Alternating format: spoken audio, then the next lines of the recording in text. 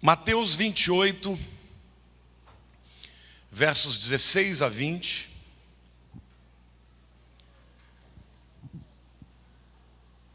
A palavra de hoje, o nome da mensagem é A Grande Comissão. Nada mais propício para o primeiro domingo do ano nos lembrarmos do chamado de Deus para todos nós, amém? Mateus 28, 16 a 20 diz assim: Seguiram os 11 discípulos para Galiléia, para o monte que Jesus lhes designara, e quando viram, o adoraram, mas alguns duvidaram. Jesus, aproximando-se, falou-lhes dizendo: Toda autoridade me foi dada no céu e na terra. Ide, portanto, fazei discípulos de todas as nações, batizando-os em nome do Pai, e do Filho, e do Espírito Santo, ensinando-os a guardar todas as coisas que vos tenho ordenado. E eis que estou convosco todos os dias, até a consumação dos séculos. Amém? Queridos, Jesus aqui estava muito perto de subir aos céus. Ele já tinha morrido, já tinha ressuscitado, e ele então passou mais alguns dias com os discípulos, precisamente 40 dias. E quando ele está para ser assunto aos céus, ele reúne os discípulos e ele dá a tarefa mais importante, né? É aquela orientação que a gente dá nos últimos momentos que a gente tem aqui na terra. A gente vem e traz aquilo que é o mais importante de tudo, para que os discípulos pudessem propagar a mensagem dele. Esse texto, queridos, fala da chamada A Grande Comissão. Para fazer parte desta grande comissão, em primeiro lugar, você tem que ter tido um encontro com Jesus. Jesus reuniu os discípulos e se encontrou com eles. Quantos aqui já encontraram Jesus um dia? Se você já encontrou Jesus, então eu quero dizer que essa missão é para você. Não é para os pastores, não é para os apóstolos, não é para aqueles que têm algum título, mas é para todo aquele que é discípulo de Jesus. Quantos aqui são discípulos de Jesus? Então, na primeira mensagem do ano, eu quero que você se lembre que essa grande comissão de Jesus é uma comissão para você também, amém? Eu quero dizer que a grande comissão revela algumas coisas muito simples, mas muito poderosas.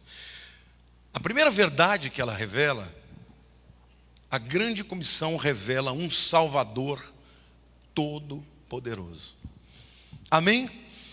Esse Jesus que apareceu para os discípulos não era mais o Jesus que tinha o corpo de homem, que morria. Era o Jesus ressuscitado, que não podia mais morrer. E esse Jesus todo-poderoso disse assim: Toda autoridade me foi dada nos céus e na terra. Amém? A primeira coisa que eu quero que você entenda é que o Evangelho tem duas dimensões. Ele tem a dimensão terrena e tem a dimensão celestial. Na dimensão terrena, os discípulos tinham que partilhar as boas novas, mas eles iam enfrentar todas as dificuldades: perseguição, afrontas, demônios, perseguições políticas. Haveria momentos que eles teriam que literalmente fugir para que pudessem se manter vivos. Essa tinha a ver com as dificuldades que eles enfrentariam na terra. Por isso que você que é crente, por isso que você que é servo do Senhor, enfrenta batalhas espirituais diariamente. Quando sentem, às vezes, a batalha crescendo de uma forma tão extraordinária, você fala: meu Deus, eu não estou aguentando. Sim ou não? Por isso que Jesus está te lembrando hoje: toda a autoridade me foi dada nos céus e na terra. Amém? Você vai enfrentar dificuldades, você vai enfrentar inimigos, você vai enfrentar adversários, afrontas, acusações. Tudo isso faz parte do projeto de pregar o evangelho. Mas quantos vão pregar a despeito disso? Saibam vocês, queridos, que muitas vezes pessoas desistem. Quando fica pesado demais, elas não aguentam. Jesus disse para eles: toda a autoridade me foi dada, nos céus e na terra. E Ele está dizendo para você também. Quantos aqui vão ficar firmes a despeito das dificuldades que vão enfrentar? Está preparado? Olha para o teu irmão e diga: está preparado? Diga assim: vai ter guerra. Mas Jesus está dizendo: toda a autoridade me foi dada no céu e na terra. Amém? Glória a Deus, aplauda o Senhor, diga: eu creio.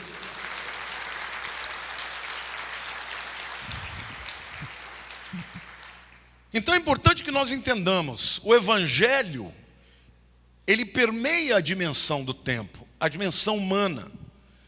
Deus usa de seres humanos como você e eu, pecadores limitados, mas que pelo seu poder, essas pessoas vão arrebentando as portas do inferno e vão invadindo para ganhar as pessoas para Jesus, amém? Mas o evangelho também tem a dimensão celestial. E nessa dimensão, Jesus também tem toda a autoridade, amém? Para quê? Em primeiro lugar, para perdoar os pecados, queridos. Quantos aqui já creram que Jesus é o seu Salvador? Diga para a pessoa ao teu lado: os seus pecados podem ser perdoados, se você crer no sacrifício de Jesus, amém? Querido, aquilo que você decide na dimensão terrena vai determinar o seu destino celeste, eterno. A Bíblia diz que Ele morreu por nós para que todo aquele que nele crê não pereça, mas tenha o quê? Vida eterna. A vida neste mundo não é a única vida que nós vamos ter. Nós vamos viver o ano de 2016. Pode ser que seja o último ano para alguns de nós. Pode ser que seja o último ano de todos nós, se Jesus vier no arrebatamento da igreja. Amém ou não? Agora, nós temos que nos lembrar que essa vida não é o fim das coisas. Que quando Jesus ele traz o evangelho para nós e nos diz que devemos pregar o evangelho, a gente deve lembrar que ao fazer essa obra que é tão extraordinária, nós vamos mexer com o destino eterno das pessoas, amém? Sabe o seu marido que ainda não se converteu, ou a sua esposa, ou os seus filhos, ou os seus pais, é isso que você tem que fazer: orar por eles, pregar o evangelho, sabendo que o destino deles vai ser transformado pela pregação do evangelho, amém? Diga assim: o evangelho atinge duas dimensões, a dimensão terrena e a dimensão celestial, amém? Por isso que o apóstolo Paulo dizia em Romanos 1,16: não me envergonho do evangelho, porque é o poder de Deus para a salvação de todo aquele que crê, primeiro do judeu e também do gentio ou do grego. Então a primeira verdade que eu quero dizer para vocês, diga assim: a grande comissão revela um Salvador todo-poderoso. Diga assim: eu sou limitado, mas Jesus é todo-poderoso. Diga: eu sou fraco, mas Ele é forte. Diga: eu sou falho, mas Ele é perfeito. Amém, queridos? E a boa nova é que o Deus perfeito aceitou os pecadores para fazer deles seus discípulos, seus servos. Amém? A segunda verdade que eu quero falar para vocês sobre a grande comissão, repita comigo, diga: a grande comissão revela um Salvador para todas as pessoas. Os versos 19 e 20, na primeira parte, diz assim: ide, portanto, Jesus diz, toda a autoridade me foi dada. E porque eu tenho essa autoridade, eu estou dizendo para vocês: ide, portanto, fazei discípulos de todas as nações. Vocês querem ver como essa comissão aqui foi obedecida pelos discípulos, e durante 2000 anos Deus foi levantando pessoas que obedeceram esse chamado? Quantos aqui são descendentes de orientais? Fiquem de pé. Tem algum oriental aqui? Quantos aqui são descendentes dos africanos? Fiquem de pé. Quantos aqui são descendentes dos índios? Temos lá, ó, europeus. Tem gente sentada que não é descendente de nada. Queridos, vocês são de alguma dessas quatro, e pelo amor de Deus. Pode sentar. Uma salva de palmas para o nosso Deus. Queridos, que coisa tremenda. Discípulos de todas as nações. E saibam que ainda hoje o Evangelho está salvando pessoas em todos os quatro cantos do mundo. Em todo lugar está havendo foco de avivamento, irmãos. Até no mundo árabe, que é um mundo fechado, lá está havendo um evangelho, uma explosão de avivamento, salvando aquele povo. Gente vendo Jesus, confessando Jesus. Por quê? Porque Deus prometeu que seria assim, todas as nações. Amém? Que tarefa linda. E essa tarefa de levar o evangelho envolve 3 fases para alcançar todas as pessoas. A primeira é levar salvação. E os discípulos que começaram essa obra eram poucos. Eram muito poucos. Eles não tinham meios de comunicação. Eles não tinham poder, não tinham dinheiro. Eles não tinham nada disso. Como é que foi que eles conseguiram, através de tão poucos recursos, mudar a história? Alguém pode me dar uma dica? Foram perseguidos, mas perseguição gera salvação? O que foi o elemento mais importante na vida dos discípulos? O poder do Espírito Santo. A perseguição foi a circunstância que permitiu que eles se espalhassem. Mas o que fez deles instrumentos poderosos, que eles contavam a boa notícia em todas as circunstâncias. Quando eram perseguidos, aí que eles falavam mais. Quando eram caluniados, aí que eles falavam mais. Se os matavam, aí eles iam morrendo na fogueira e iam clamando e glorificando o nome de Jesus. Amém ou não? E ninguém pode impedir a mensagem de Deus quando há no coração de um crente o desejo de propagar. Amém? Agora, é muito importante que você entenda. Eles foram fiéis para espalhar a boa notícia.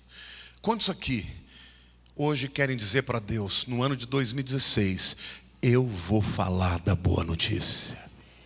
Amém? Se você está disposto a fazer isso, você precisa crer em 2 paradigmas muito importantes. O primeiro deles diga assim: ninguém é pecador demais que não possa ser salvo. Amém? Ninguém, diga ninguém, está fora da graça do Evangelho. Porque onde abundou o pecado, superabundou a graça. Esse é o primeiro paradigma.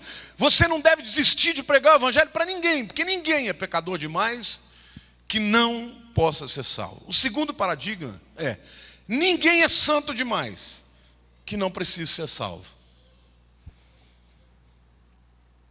Capite? Tem gente que acha que é tão pecador que a graça de Deus não pode alcançá-lo. Pode. E tem gente que acha que é tão santo que não precisa de Jesus. A mensagem do Evangelho é clara: todos pecaram e destituídos estão da glória de Deus. Romanos 6:23, o salário do pecado é a morte, mas o dom gratuito de Deus é a vida eterna em Cristo Jesus nosso Senhor. Amém? Todos nós estamos mortos nos nossos delitos e pecados, mas pela fé em Jesus, todos nós recebemos vida eterna. Amém? Diga assim: Senhor, obrigado, porque eu não sou tão pecador que não posso ser salvo, e tampouco sou santo que não precise da tua salvação. Não é maravilhoso isso, queridos? Todo mundo vai ter a oportunidade de ser salvo se você pregar. Amém? É muito importante que você entenda isso. O primeiro passo da grande comissão é pregar o evangelho e contar para as pessoas que elas são pecadoras, sim, mas que um santo morreu pelos pecados de toda a humanidade. Quantos ficam felizes por isso? Vocês já imaginaram se vocês tivessem que ser julgados pelas próprias obras? Quem aqui seria salvo? Ninguém, né? Mas por que você é salvo então? Porque o juízo de Deus veio sobre quem era santo. E aquele que era santo e nunca pecou, morreu. Para que aqueles que mereciam morrer pudessem viver pela obra do santo que morreu no seu lugar. Esse é o primeiro passo. Mas o segundo passo da grande comissão é o batismo. Porque o texto diz: começa, ide por todo mundo, pregar o evangelho em todas as nações. E aí ele diz o quê? Batizando-os. Em nome de quem? Do Pai, do Filho e do Espírito Santo. Quantos aqui já foram batizados depois que creram? Eu estou falando do batismo de adulto. Porque uma coisa é você batizar uma criança que não pode decidir. E se você olha a sequência do que a Bíblia diz, crer e ser batizado. O batismo é o segundo passo da conversão. E quando você olha para a Bíblia e para a história da igreja, que começa no livro dos Atos, a gente vê que a conversão e o batismo atingiu todo tipo de gente. Lá em Atos 2:41 diz assim: então os que lhe aceitaram a palavra foram batizados, havendo um acréscimo naquele dia de quase 3.000 pessoas. Queridos, na primeira pregação de Pedro, quase 3.000 pessoas se converteram, uma igreja inteira, né? E todo mundo foi batizado. Tinha todo tipo de gente ali, gente de todas as nações que tinham vindo para a festa de Pentecostes. Em seguida, lá em Atos 36 a 38, a gente vê uma segunda situação aqui. Agora, um etíope influente, um eunuco. Um eunuco naquele tempo era uma pessoa importantíssima, que guardava o harém do rei, que eram ministros do rei. E como o rei tinha muitas mulheres no seu harém, ele geralmente colocava para tomar conta do harém das suas esposas um eunuco. E o texto diz assim: seguindo eles caminho fora, chegando a certo lugar onde havia água, disse o eunuco: eis aqui a água, que impede que eu seja batizado? Filipe respondeu: é lícito, se crês de todo o coração. E respondendo ele, disse: creio que Jesus Cristo é o Filho de Deus. Então mandou parar o carro, ambos desceram a água e Filipe batizou o eunuco. Sabe o que é bonito no evangelho? O evangelho atinge o pobre, mas atinge o rico. O evangelho atinge o jovem e atinge o velho. E atinge os de meia idade. E atinge os remediados. O evangelho é para todo que crê. Bastou crer. Filipe começou a pregar porque esse camarada era um cara importante, estava numa carruagem. E Filipe cruza com ele no deserto, e esse camarada está lendo Isaías 53, ele fica estupefato. Escuta, alguém pode me explicar isso aqui que eu não estou entendendo? Filipe vai lá e prega, fala: isso aqui está falando do Messias, Jesus que veio. E esse camarada, pela palavra da pregação do evangelho, foi ficando tocado. E ele chegou e falou assim: o que impede que eu seja batizado? Filipe falou: nada. Você crê de todo o coração? Eu creio em Jesus Cristo como meu Salvador. Para o carro. E ele desceu e foi batizado. Queridos, como a igreja complicou depois de algum tempo, né? Hoje o indivíduo, para ser batizado, demora 1 ano. Tem igreja que faz curso de 2 anos. Querido, que impede o indivíduo ser batizado se ele crê em Jesus como o seu único e suficiente Salvador? O batismo é para quem crê, não é para curso de teologia, é para aquele que quer confessar publicamente perante os homens e os anjos que Jesus é o único caminho. Amém. Glória a Deus. E o evangelho, ele atinge todo mundo. Atinge uma grande multidão quando foi Pedro pregando, mas atinge o indivíduo, o transeunte.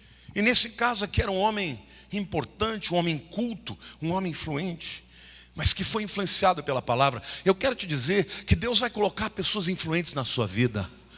E você vai ficar muitas vezes intimidado de abrir a boca e falar de Jesus para elas, mas o Senhor quer salvar aquela vida e quer usar você, meu querido. Não tenha medo de falar que Jesus é o único caminho, porque é para isso que Deus te levantou. Deus vai te colocar nos lugares, vai mover as peças, não para o seu bem-estar, não para a sua vida e a sua carreira profissional, mas para que você faça a obra e pregue o evangelho para aqueles que Ele colocar na sua vida. Amém? Não se intimide com os doutores, com aqueles que têm expressão política, governamental, financeira. Filipe não fez isso. Pregou a palavra e o indivíduo se converteu e foi batizado. Em Atos 9:18, nós vemos um religioso, um fariseu religioso, taciturno, obtuso, um homem que não conseguia entender, extremamente radical, chamado Saulo, mas que teve encontro com Jesus no caminho de Damasco e também foi batizado logo que entendeu sobre o evangelho.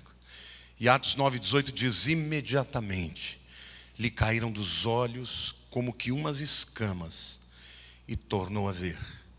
A seguir levantou-se e foi batizado.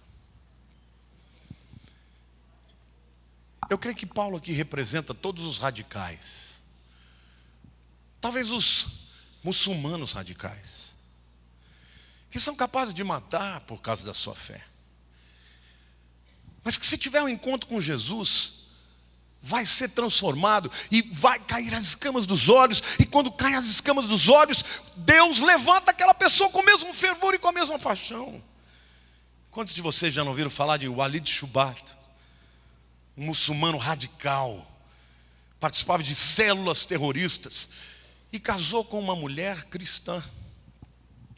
E ele muitas vezes falava para ela: você tem que parar de ler a Bíblia, porque a Bíblia é um livro corrompido. E ela dizia para ele: tudo bem, me mostra onde está a corrupção que eu paro de ler. E ele começou a ler a Bíblia para pegar a corrupção. E querido, quem lê a palavra se converte. E aquele homem se converteu e hoje é um dos maiores pregadores nos Estados Unidos, porque teve uma experiência com Jesus. Amém? Não tenha medo de ninguém. O evangelho é bom para todos. O que está por detrás da mensagem é a autoridade do Cristo. Não é a sua capacidade de persuasão, não é a sua capacidade de fazer milagres, é o poder da palavra de Deus, que é a palavra que criou os céus e a terra.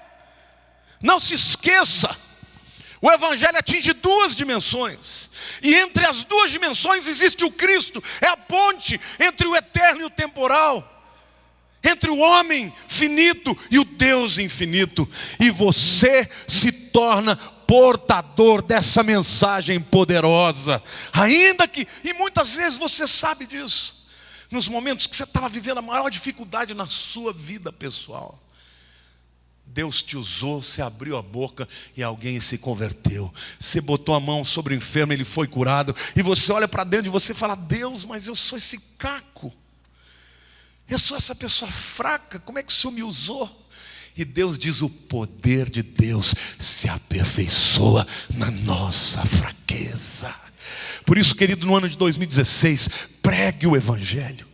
Pregue o evangelho a tempo e fora de tempo. Deixa Deus te usar, deixa Deus te fazer você transitar nessas duas dimensões, a eterna e a temporal. Porque é maravilhoso quando a gente olha para nós e fala: Deus, como é que o Senhor me usa? Porque Deus usa os que não são para confundir os que são.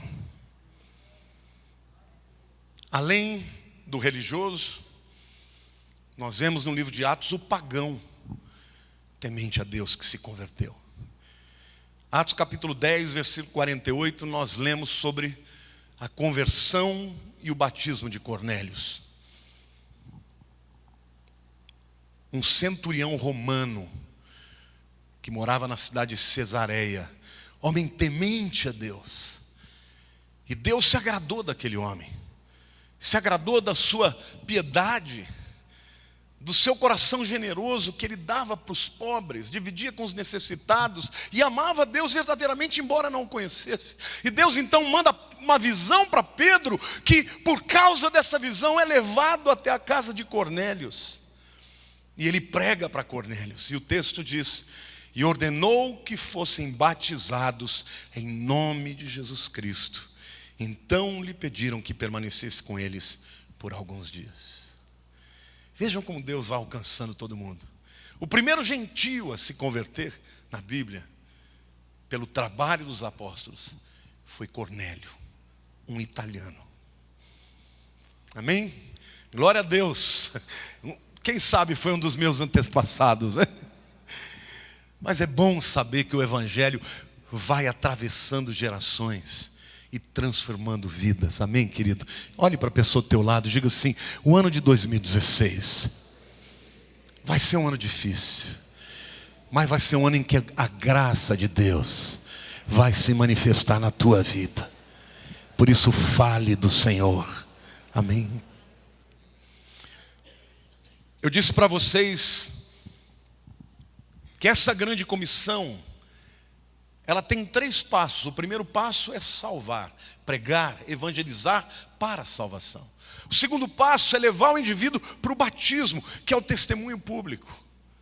E o terceiro passo, queridos, é ensinar. E o texto diz claramente que o ensino da palavra é muito importante, ensinando-os a guardar todas as coisas que vos tenho ordenado. Como é que as pessoas vão saber qual é a vontade de Deus? Se alguém não ensinar. Por isso o Evangelho só permanece, atravessando todas as dificuldades, porque ainda hoje Deus usa pessoas para ensinar muito mais do que simplesmente um conteúdo intelectual, mas ensinar com a vida, com o discipulado. Anda comigo que eu vou te mostrar como é que é ser de Jesus. Anda comigo que eu vou te mostrar como Jesus faz. E é isso que o discipulado faz. E não tenha dúvida, vocês estão aqui hoje porque alguém fez isso por você, sim ou não? Quantos aqui já tiveram alguém que discipulou de alguma maneira, que te respondeu as perguntas, as dúvidas que você tinha, que orou com você, que falou: não faça isso, não é por esse caminho? Você já teve isso na sua vida? Esse é o trabalho do Evangelho. Ganhar para levar a salvação. Batizar para que haja um testemunho público perante os homens, perante os anjos e até perante o inferno, de que você morreu para o mundo e ressuscitou com Jesus. Mas em terceiro lugar, ensinar a guardar tudo aquilo que Jesus nos ensinou.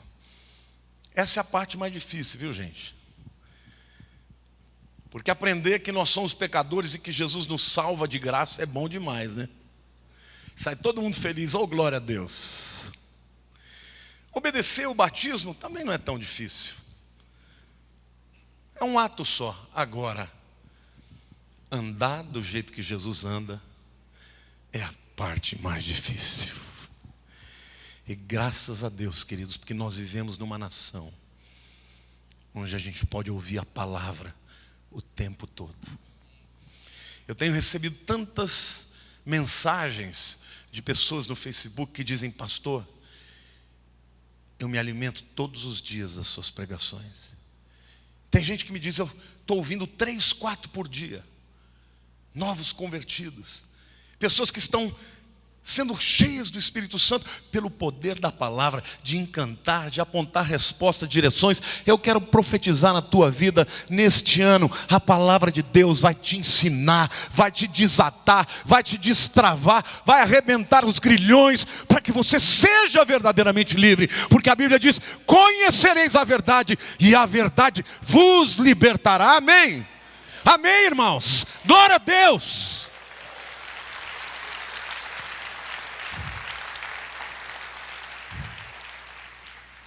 Portanto, o Evangelho, a primeira coisa que eu queria que vocês guardassem, a primeira reflexão, e eu vou repetir para que vocês saiam daqui se lembrando, diga assim: a grande comissão revela um Salvador Todo-Poderoso. Diga: o poder de Jesus é em duas dimensões: eterna, temporal, celestial e terrena. A segunda verdade, diga assim: a grande comissão revela um Salvador para todas as pessoas. E diga assim: esta revelação tem 3 etapas: a salvação, o batismo e o ensinamento, que dura a vida inteira, né? A terceira verdade que eu quero explicar para vocês, diga assim: a grande comissão revela um Salvador para todos os tempos. E Jesus disse assim no versículo 20: eis que eu estou convosco todos os dias, até a consumação dos séculos. Tem um hino americano que diz assim: God is good all the time. All the time God is good. Deus é bom todo tempo Deus é bom. Amém? E esse todo tempo significa todo dia, mas significa para toda a eternidade. Amém? Olhe para a pessoa do teu lado e diga assim: Jesus é bom hoje, amanhã, depois de amanhã, todos os dias da sua vida, mas Ele é bom por toda a eternidade. Querido, isso significa que a salvação que você um dia foi alcançado por ela vai durar para todos sempre. Nem o inferno, nem o diabo, nem os seus anjos poderá arrancar este tesouro, este presente que Deus te deu. Amém? Por isso que Paulo, no capítulo 8 de Romanos, podia dizer, o que ele dizia em Romanos 8?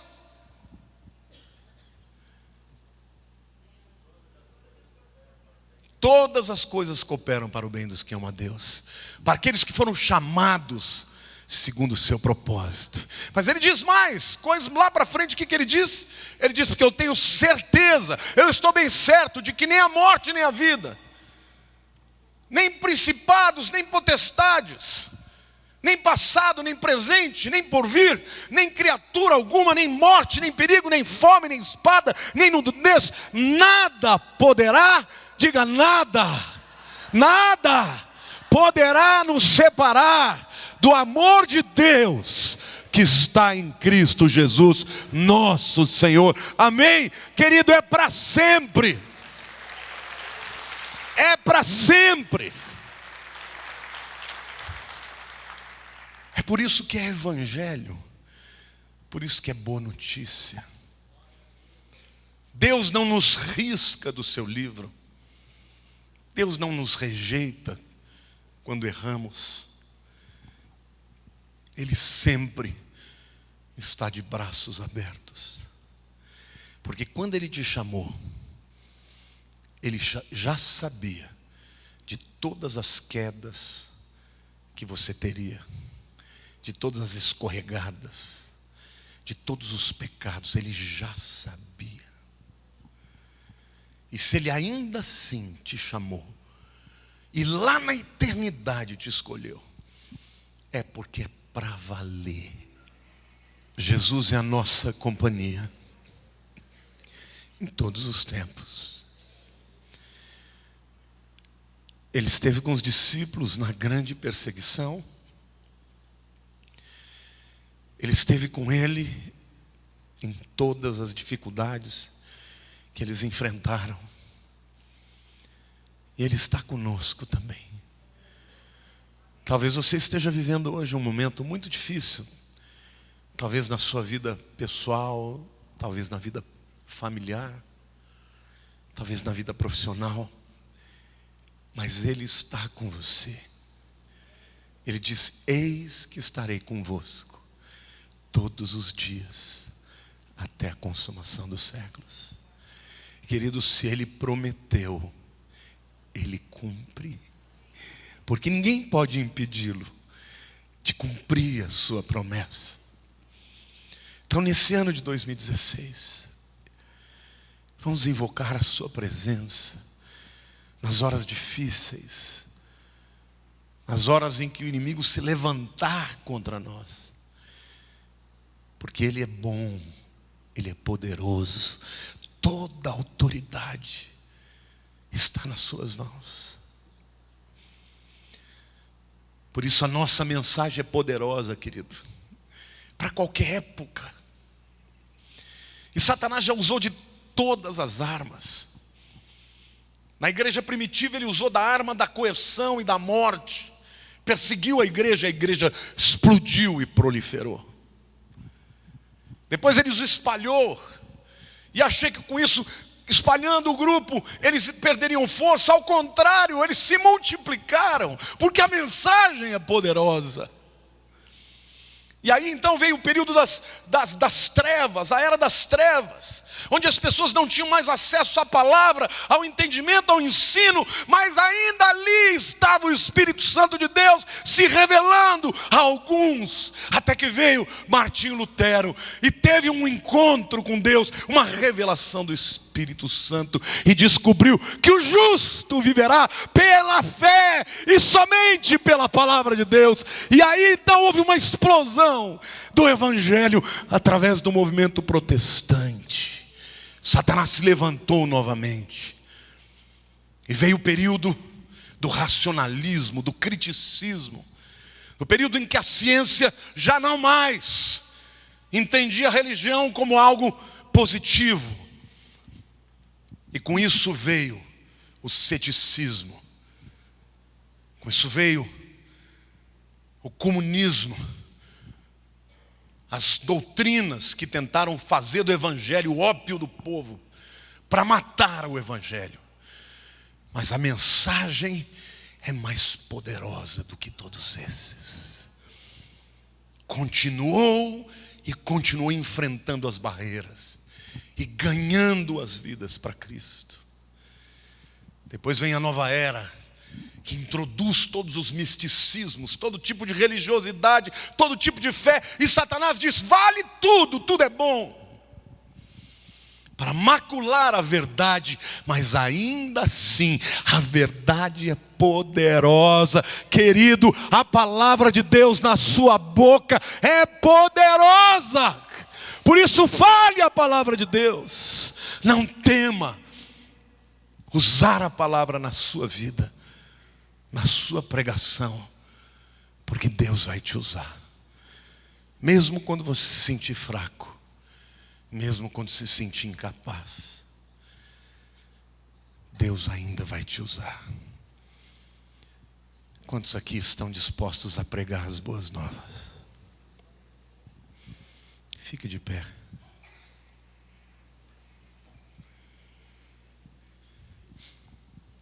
Vamos começar o ano de 2016.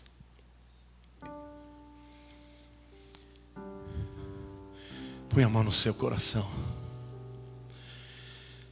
Diga: Senhor Deus, eu te agradeço, porque mesmo sendo pecador, o Senhor me alcançou com o evangelho da graça. Jesus Cristo, Tu és o meu Senhor, o meu único Salvador, o meu Deus. Muito obrigado, porque Tu morreste na cruz pelos meus pecados, e porque o Senhor enviou o Espírito Santo. Diga: Espírito Santo de Deus, eu te agradeço, porque Tu habitas em mim, e dentro de mim intercede por mim, me convence dos meus erros, me ensina toda a verdade. Deus triuno, eu me rendo a Ti e humildemente eu te peço, usa a minha vida para propagar a Tua mensagem, o Evangelho de Cristo, da graça, até que o Senhor me leve, que eu seja instrumento de glória e de honra para Ti. Amém. Que a graça maravilhosa de Jesus e o amor do Pai Celeste e as consolações presentes, renováveis e eternas do Espírito Santo seja com todo o Teu povo, Senhor Deus, neste ano de 2016 e até a consumação dos séculos. Amém. Feliz ano novo para todos.